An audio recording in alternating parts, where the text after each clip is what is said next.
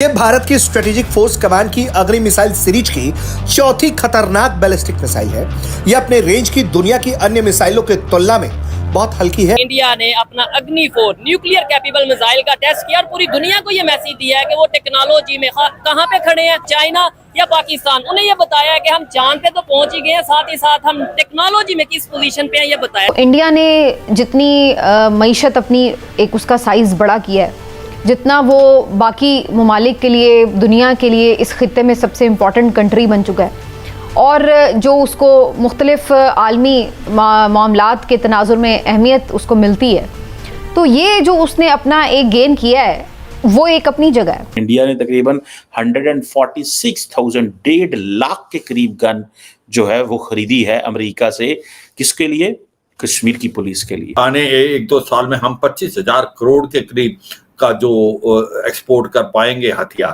तो भारत जो कि सबसे ज्यादा हथियार बाहर से लेता था, अब बिल्कुल चेंज हो गया है। भारत ज्यादा हथियार खुद बनाएगा और make in India make for world भी करेगा। अगर किसी ने हमें नुकसान पहुंचाना है तो वो इतना भी अगर कर ले कि अपना असर रसूख इस्तेमाल करे और अगर हमारे कर्ज बंद हो जाएं, कर्जे रिस्केड्यूल ना हो, तो हमारे लिए तो 4 दिन गुजारने मुश्किल हो जाएंगे। उसको अटैक करने की क्या ज़रूरत है हमारे ऊपर? बड़ी बदकिस्मती है कि हमारी reputation green passport is becoming rubbish and all over the world Pakistanis are being looked at with suspicion.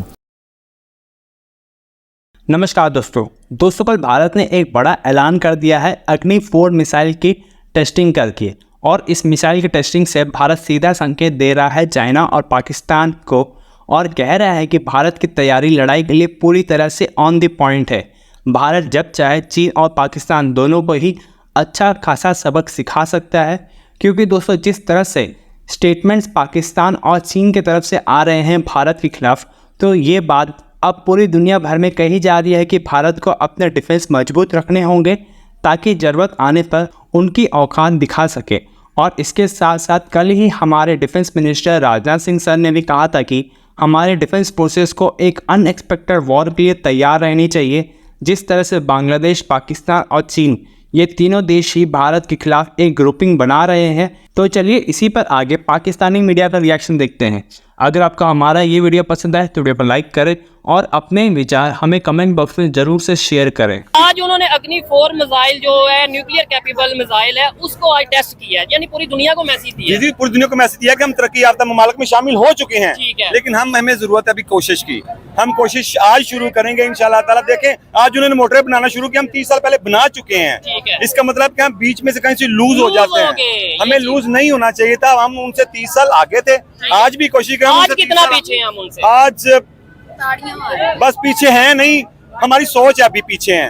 हम मुकाबला कर रहे हैं उनका। देखिए हमारे पास भी टेक्निकल लोग हैं, हमारे पास भी पूरी टीम है, लेकिन उन्हें हमारे पास तो जज्बा भी है, लेकिन ये है कि हमारे पास सपोर्ट नहीं है। गवर्नमेंट को चाहिए कि इन लोगों को सपोर्ट करे जिनके पास कुछ है, वो आगे आएंगे इंशाल्लाह ताला। हमारा मुल्क डेवलप होगा, हमारा मुल्क तरक्की करेगा और हम सबको पीछे छोड़ेंगे नहीं। सर इसमें एक चीज ये है ना कि देखे इधर पाकिस्तान में जो इस टाइम सिचुएशन है ना, एक दूसरे पे इल्जाम लगा रहे हैं। मैं इन्हें कह रहा हूँ ये चोर है, या इन पे फतवा लगा दिया ये जी ये इसने ये काफिर हो गया। आपको आप इस बात से मैं एग्री करता हूँ, ये गलत हो रहा है। हम फतवे लगा देते हैं 1 मिनट में, लो जी ये काफिर है, ये जेंट है, मार दिया जाए, इसे मार दिया जाए। मारोगे तुम जन्नत में चले जाओगे। यहाँ से गलत हो रहा है। हमें कायल करना चाहिए। कोई बंदा हमारा मुखालफ है ना, उसे मोहब्बत से कायल करें, भाई आप ये गलत कर रहे हैं। आप बैठ के डायलॉग से करेंगे, जब टेबल टॉक होगी इंशाल्लाह ताला हम बेहतरी की तरफ जाएंगे, जरूर जाएंगे। ठीक है, क्या मैसेज देना चाहेंगे जो इतने नौजवान खड़े हैं उनके लिए, अपने बच्चों के लिए या पूरे पाकिस्तान के लिए, दुनिया भर से जहाँ से लोग? देखिए हमारे पास पैगाम देने के लिए हजूर पाक सल्लल्लाहु अलैहि वसल्लम का उसवा मौजूद है।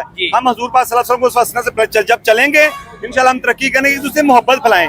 एक दूसरे जब आपको पता है कि इस बंदे का क्वालिटी है, इसे आगे लेके आए, टांग नहीं खींचे, मेरिट को से लेके आएंगे इंशाल्लाह ताला उसवा हसना। खासतौर पर अगर हम इंडिया पाकिस्तान के तनाजुर में देखें तो इंडिया ने जितनी मईशत अपनी एक उसका साइज बड़ा किया है, जितना वो बाकी ममालिक के लिए, दुनिया के लिए इस खित्ते में सबसे इम्पॉर्टेंट कंट्री बन चुका है और जो उसको मुख्तलिफ आलमी मामलात के तनाजुर में अहमियत उसको मिलती है, तो ये जो उसने अपना एक गेन किया है वो एक अपनी जगह है। लेकिन पाकिस्तान में तो हम अपने हालात देखें तो हम तो पीछे की तरफ गए हैं। हमने तो अपनी मईशत हमारी इस वक्त ये है कि हर वक्त हमें डिफ़ॉल्ट के ख़तरे लाक रहते हैं, हर वक्त हम कर्ज मांगते फिर रहे होते हैं, हर वक्त हमें बस कुछ मज़ीद पैसे चाहिए होते हैं कि 2 महीने हमारे और गुजर जाएं।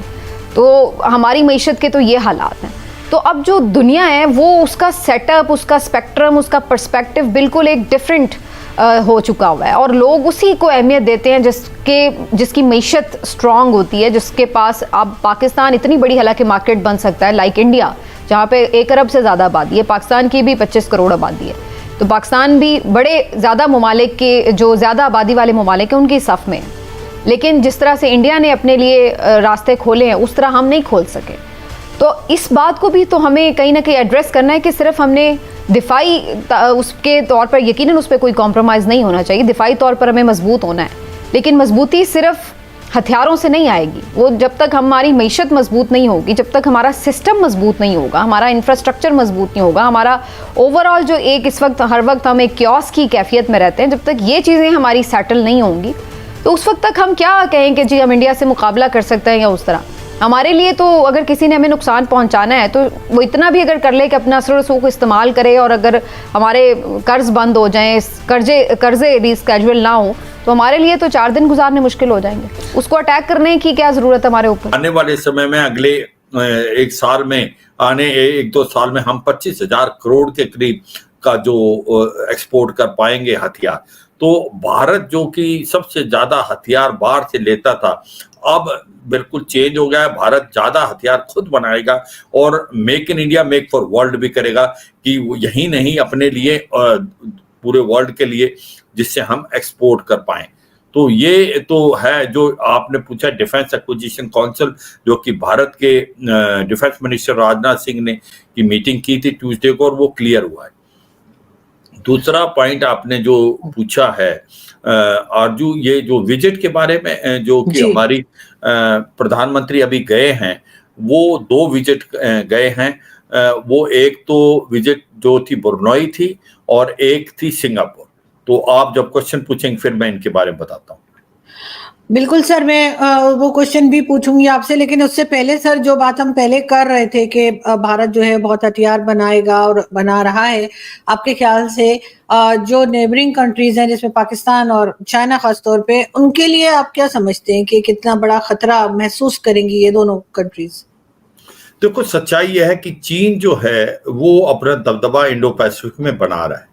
एक तो उस जब हम ब्रुनई की बात करेंगे तो ये बात करेंगे कि साउथ चाइना सी में वो किस प्रकार से अपना दादागिरी कर रहा है, मगर यहाँ पर भी इंडियन ओशन में उसकी 10 से 15 सबमरीन एट अ टाइम कब होती है, इसमें कोई शक नहीं कि जो PLA नेवी है आज की तारीख में सबसे बड़ी नेवी बन के उभरी है नंबर ऑफ शिप्स में। वो अलग बात है, क्वालिटी में अभी भी अमेरिकन नेवी जो है काफी आगे है, क्योंकि उनके पास 13 एयरक्राफ्ट कैरियर हैं, जबकि इनके पास 2 हैं, तीसरा एयरक्राफ्ट कैरियर बन रहा है। तो सच्चाई यह है कि आज की तारीख में जो चीन है वो भारत के लिए बहुत ज्यादा बड़ा चैलेंज है, इसमें कोई शक नहीं।